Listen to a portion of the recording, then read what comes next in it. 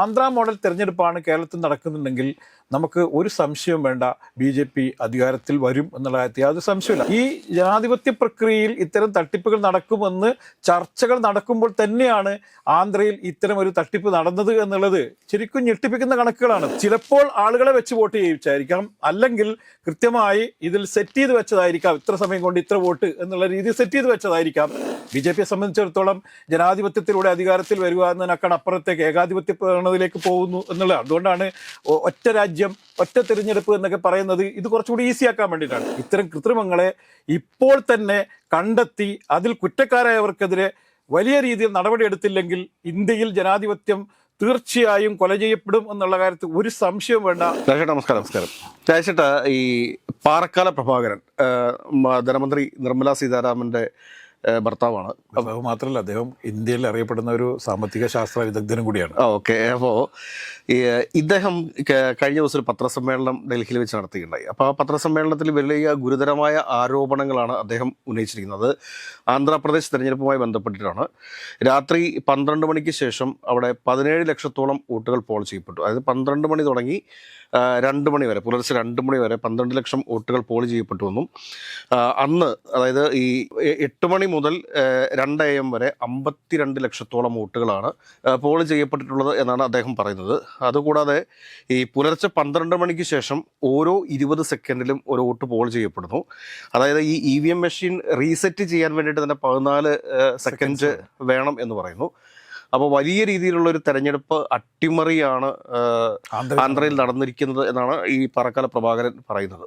അപ്പോൾ ഇത് വെച്ച് നോക്കുമ്പോഴത്തേക്ക് കേരളത്തിലും ചില ആളുകളുടെ അമിതമായ ആത്മവിശ്വാസം കാണുമ്പോഴത്തേക്ക് ഈ സമാനമായ ഒരു അട്ടിമറിക്ക് കേരളത്തിലും എന്തെങ്കിലും സാധ്യതകളുണ്ടോ? ഇതിനെക്കുറിച്ച് കൂടുതലായിട്ട് പറഞ്ഞതിന് ശേഷം മാത്രം നമുക്ക് അതിലേക്ക് വരാം. ഈ ആന്ധ്രയിൽ നടന്ന് ശരിക്കും ഞെട്ടിപ്പിക്കുന്ന ഒരു ജനാധിപത്യ ധ്വംസന പ്രക്രിയയാണ് നമ്മൾ ഇതിൽ പറയേണ്ടത്. കാരണം കുറേ കാലമായിട്ട് കേരളത്തിലെ അല്ല, രാജ്യത്താകമാനമുള്ള രാഷ്ട്രീയ പാർട്ടികൾ, BJP ഒഴികെയുള്ള രാഷ്ട്രീയ പാർട്ടി, അല്ലെങ്കിൽ BJP മുന്നണിയിലുള്ള രാഷ്ട്രീയ പാർട്ടികൾ ഒഴികെയുള്ള എല്ലാ രാഷ്ട്രീയ പ്രസ്ഥാനങ്ങളും ഈ വോട്ടിംഗ് മെഷീനിൽ വലിയ തരത്തിലുള്ള കൃത്രിമങ്ങൾ നടക്കുന്നു എന്നുള്ള ആരോപണം ഉന്നയിക്കുന്നു. നമ്മൾ ബാലറ്റിലേക്ക് തിരിച്ചു പോകണം എന്നുള്ള ചർച്ച വ്യാപകമായി നടക്കുന്നുണ്ട്. അതിൻ്റെ ഒരു പ്രധാനപ്പെട്ട കാരണം ഭരണകക്ഷിയായ BJP ചില ടെക്നീഷ്യന്മാരെ സ്വാധീനിച്ചുകൊണ്ട് ഈ വോട്ടിംഗ് മെഷീനിൽ വലിയ കൃത്രിമം നടക്കുന്നുവെന്നും പല സ്ഥലങ്ങളിലും അപ്രതീക്ഷിതമായ തോൽവി കോൺഗ്രസിനും അതുപോലെ തന്നെ മറ്റ് BJP വിരുദ്ധ ശക്തികൾക്ക് പല സ്ഥലങ്ങളിലും ഉണ്ടായത്, വലിയ തിരിച്ചടി ഉണ്ടാകാനുള്ള കാരണം വോട്ടിംഗ് മെഷീനിലുള്ള ഈ തരത്തിലുള്ള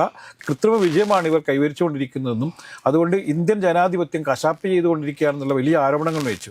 രാഹുൽ ഗാന്ധി ഉന്നയിച്ച മറ്റൊരു ആരോപണമുണ്ട്, വോട്ട് ചോരി ആരോപണം. അത് നമുക്ക് കർണാടകയിലെ അടക്കം അദ്ദേഹം തെളിവുകൾ സഹിതം നിരവധിയായ ആളുകൾ ഡബിൾ വോട്ട് ചെയ്തതും മറ്റു സ്ഥലങ്ങളിൽ നിന്നും കൊണ്ടുപോയി വോട്ട് ചെയ്യിപ്പിച്ചതുമായിട്ടുള്ള കുറേ തെളിവുകൾ ഹാജരാക്കിക്കൊണ്ടായിരുന്നു രാഹുൽ ഗാന്ധി ശരിക്കും പറഞ്ഞ ഇന്ത്യൻ രാഷ്ട്രീയം ഞെട്ടിയ ഒരു ദിവസമായിരുന്നു അത്. പക്ഷേ നമ്മൾ നോക്കൂ, അതിനെ വളരെ ലാഘവബുദ്ധിയോടെയാണ് BJP തള്ളിക്കളഞ്ഞത്.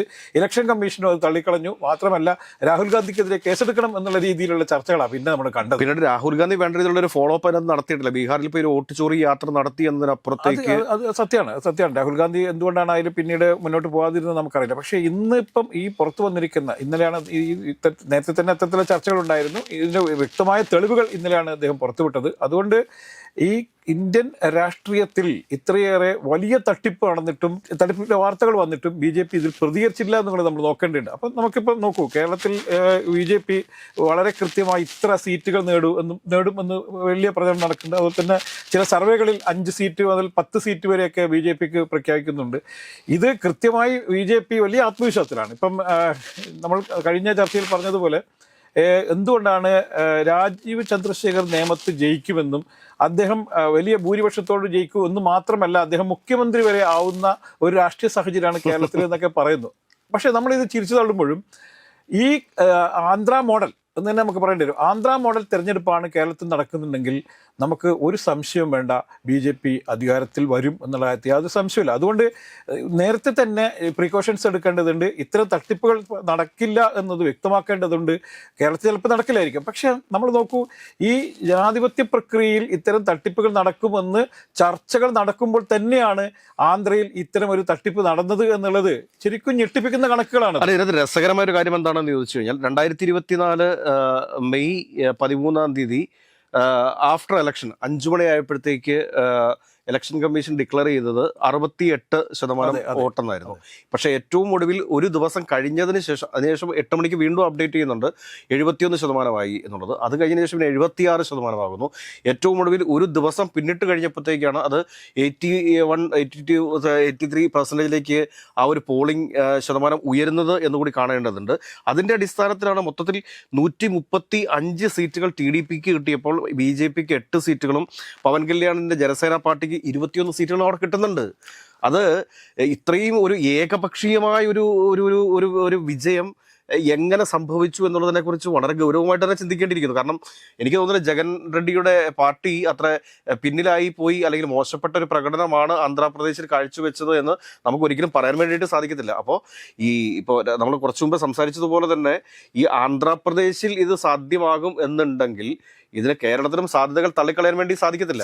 അത് തന്നെ ഞാൻ പറയുന്നത്. അതുകൊണ്ട് ഇപ്പം രാജീവ് ചന്ദ്രശേഖർ നേമത്ത് വിജയിക്കണം എന്ന് തീരുമാനിച്ചാൽ, അല്ലെങ്കിൽ അദ്ദേഹത്തിനെ ബഹുഭൂരിപക്ഷത്തിൽ വിജയിപ്പിക്കാൻ വേണ്ടി അത്തരത്തിലൊരു തീരുമാനം എടുത്തിട്ടുണ്ടെങ്കിൽ ഈ വോട്ടിംഗ് മെഷീനിൽ കൃത്രിമം കാണിച്ചുകൊണ്ട് തന്നെ വേണമെങ്കിൽ രാജീവ് ചന്ദ്രശേഖരനെ വിജയിപ്പിച്ചെടുക്കാവുന്നൊരു സാഹചര്യം ഉണ്ട് ഇവിടെ.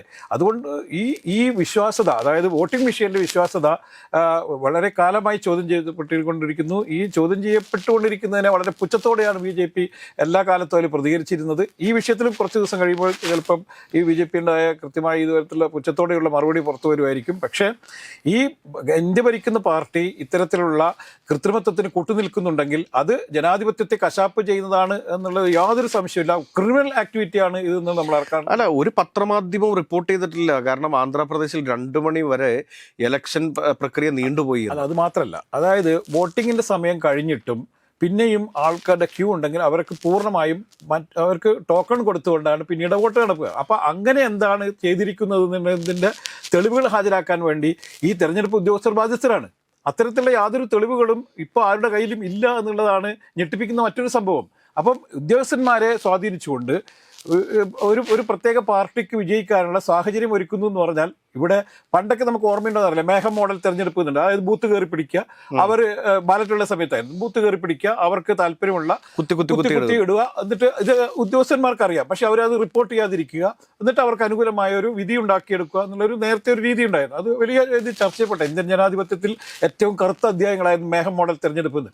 ഇത് പലപ്പോഴും പല സ്ഥലങ്ങളിലും പിന്നെയും നടന്നിട്ടുണ്ട്. ബൂത്ത് പിടിക്കുക, അത് ഒരു പ്രദേശത്തെ ആകമാനം ബൂത്തുകൾ കയറി പിടിച്ച് ഈ അവിടുത്തെ MLA ആരാണ്, പിന്നെ ഏറ്റവും സ്വാധീനമുള്ള ആരാണോ അവർ MLA ആയി മാറുന്ന ചിത്രമൊക്കെ നമ്മൾ കണ്ടിട്ടുണ്ട്. പക്ഷേ ഇത് സുതാര്യമാക്കുന്നതിന് വേണ്ടിയിട്ട്, വോട്ടെടുപ്പുകളൊക്കെ സുതാര്യമാക്കുന്നതിന് വേണ്ടിയിട്ടും ഇത്തരത്തിലുള്ള കള്ളവോട്ടുകളൊക്കെ നിയന്ത്രിക്കുന്നതിനൊക്കെ വേണ്ടിയിട്ടുള്ള വലിയ പ്രക്രിയകൾ പിന്നീട് നടത്തി ഈ തെരഞ്ഞെടുപ്പ് കമ്മീഷൻ തന്നെ പലപ്പോഴായി പലതരത്തിലുള്ള പരിഷ്കാരങ്ങൾ നടപ്പിലാക്കി. ഇത് ജനാധിപത്യം കുറച്ചുകൂടി സുതാര്യമാക്കുന്നതിൻ്റെ ഭാഗമായി നടത്തിയ എല്ലാ തരത്തിലുള്ള മാറ്റങ്ങളും ജനങ്ങൾ ഉൾക്കൊള്ളുകയും അതിനെ സ്വാഗതം ചെയ്യുകയും ചെയ്തതാണ്. ഇപ്പം വോട്ടെണ്ണൽ മെഷീൻ പണ്ടൊക്കെ എന്ന് പറഞ്ഞാൽ 1.5 ദിവസമൊക്കെ നീണ്ടുന്നതായിരുന്നു.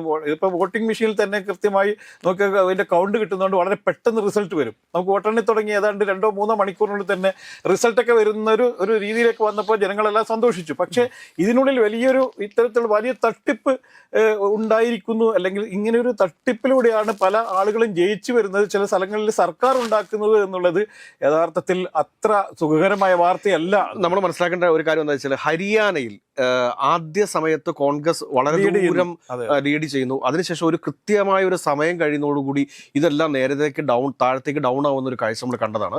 ഇത് കൂടാതെ തന്നെ നമ്മളൊരു കാര്യം മനസ്സിലാക്കേണ്ടതെന്ന് വെച്ചാൽ, കേരളത്തിലേക്ക് വരുന്ന സമയത്ത്, കേരളത്തിൽ ഇപ്പോൾ എടുത്ത് പരിശോധിക്കുന്ന സമയത്ത് ഒരു കേന്ദ്ര സഹമന്ത്രി, അദ്ദേഹം ഓൾറെഡി ഒരു രാജ്യസഭ അംഗം കൂടിയാണ്.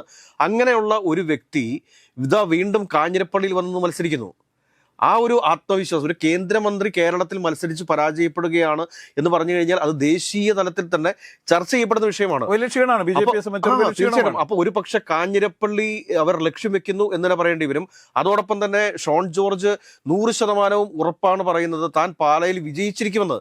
അവിടെ നമ്മൾ സംശയിക്കേണ്ടിയിരിക്കുന്നു. അതോടൊപ്പം തന്നെ പൂഞ്ഞാറിൽ കാരണം ഇങ്ങനെയൊക്കെയുള്ള എന്തെങ്കിലുമൊക്കെ കാര്യങ്ങൾ ഉണ്ടെങ്കിൽ അതിനു വേണ്ടിയിട്ടായിരിക്കാം ഒരു പക്ഷേ കഴിഞ്ഞ ദിവസം വരെ മുസ്ലിങ്ങൾ തീവ്രവാദികളാണ് എന്ന് പരസ്യമായി പറഞ്ഞ് അവരെ അവഹേളിച്ച PC ജോർജ് മുസ്ലിം സമൂഹത്തോട് മാപ്പ് പറഞ്ഞിരിക്കുന്നു.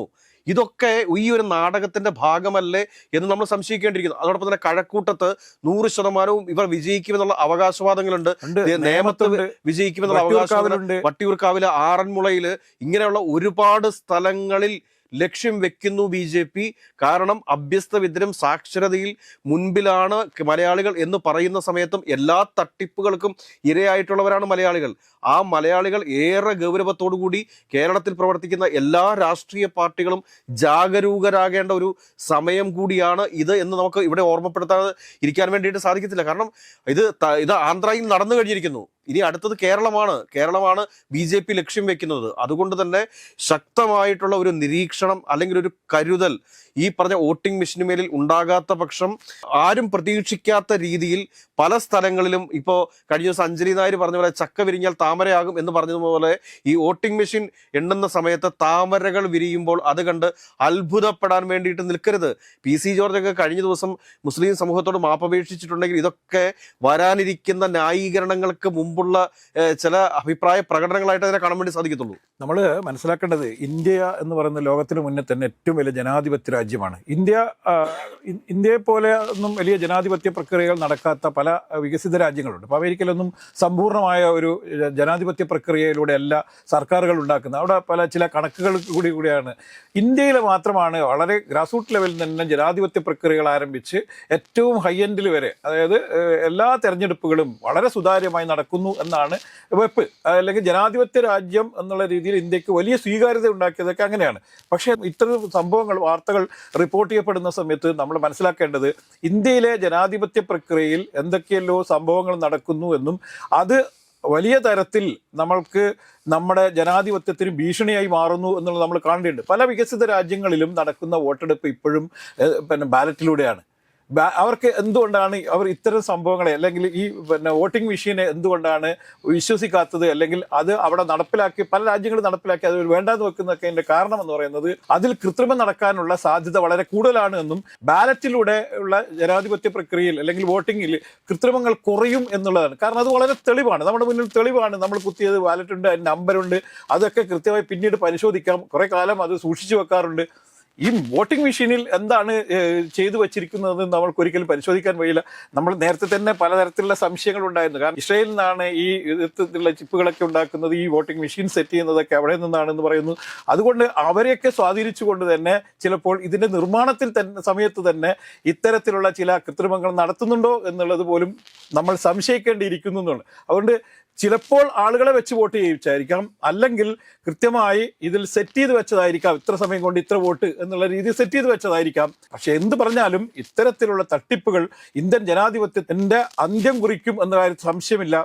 BJPയെ സംബന്ധിച്ചിടത്തോളം ജനാധിപത്യത്തിലൂടെ അധികാരത്തിൽ വരിക എന്നതിനേക്കാൾ അപ്പുറത്തേക്ക് ഏകാധിപത്യ പ്രവണതയിലേക്ക് പോകുന്നു എന്നുള്ളത്. അതുകൊണ്ടാണ് ഒറ്റ രാജ്യം ഒറ്റ തിരഞ്ഞെടുപ്പ് എന്നൊക്കെ പറയുന്നത്. ഇത് കുറച്ചുകൂടി ഈസിയാക്കാൻ വേണ്ടിയിട്ടാണ്. ഈ വിജയം കൃത്യമായി ഈസിയാക്കാനും അതുകൊണ്ട് ഒറ്റത്തവണ തെരഞ്ഞെടുപ്പ് നടത്തുകയും രാജ്യത്ത്, അതായത് പഞ്ചായത്തിൽ തൊട്ടിട്ട് നമ്മൾ പാർലമെന്റ് വരെയുള്ള തെരഞ്ഞെടുപ്പുകൾ ഒറ്റ സമയത്ത് നടത്താൻ വേണ്ടിയൊക്കെയുള്ള നീക്കം എന്ന് പറയുന്നത് ഇത്തരം ജോലികൾ കുറച്ചുകൂടി എളുപ്പമാക്കുക എന്നത് മാത്രമാണ് നമ്മൾ സംശയിക്കേണ്ടിയിരിക്കുന്നത്. അതുകൊണ്ട് ആന്ധ്രയിലെ ഈ വോട്ടുമായി ബന്ധപ്പെട്ട് ഉയർന്നിരിക്കുന്ന ഈ ആരോപണം, ഈ സംശയം ശരിക്കും ദൂരീകരിക്കേണ്ടത് നമ്മുടെ ഇലക്ഷൻ കമ്മീഷനുടെ ഉത്തരവാദിത്തമാണ്. ഇലക്ഷൻ കമ്മീഷൻ തന്നെ യഥാർത്ഥ സംശയ നിലയിൽ നിൽക്കുന്ന ഒരു സ്ഥാപനമായി മാറിയിരിക്കുന്നു നമ്മൾ കാണേണ്ടതുണ്ട്. അതുകൊണ്ട് ജനാധിപത്യം സംരക്ഷിക്കപ്പെടണം, അതുപോലെ തന്നെ ഇതിലെ സുതാര്യത സംരക്ഷിക്കപ്പെടണം, അതുപോലെ തന്നെ ഇവിടെ എല്ലാ മനുഷ്യർക്കും ജനാധിപത്യ പ്രക്രിയയിൽ പങ്കെടുക്കാനും അവർക്ക് വിജയിക്കാനും അവർക്ക് ഭരണം കൈയാളാനൊക്കെയുള്ള സാഹചര്യം സൃഷ്ടിക്കപ്പെടണമെങ്കിൽ ഇത്തരം കൃത്രിമങ്ങളെ ഇപ്പോൾ തന്നെ കണ്ടെത്തി അതിൽ കുറ്റക്കാരായവർക്കെതിരെ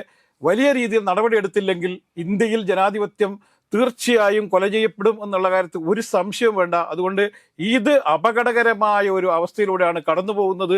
എല്ലാ ജനാധിപത്യ വിശ്വാസികളും ഈ ഒരു സംഭവത്തിൽ കൃത്യമായി പ്രതികരിക്കാൻ തയ്യാറാവണം. അല്ലെങ്കിൽ സിബി നേരത്തെ സൂചിപ്പിച്ചതുപോലെ കേരളത്തിലെ ഇലക്ഷനും കേരളത്തിലെ തെരഞ്ഞെടുപ്പ് കൃത്യമായും തട്ടിപ്പിലൂടെ ആയിരിക്കും ഇവിടെ പലരും ജയിക്കുന്നത് എന്നുകൂടി പറഞ്ഞുകൊണ്ട് ഞാൻ അവസാനിപ്പിക്കുകയാണ്.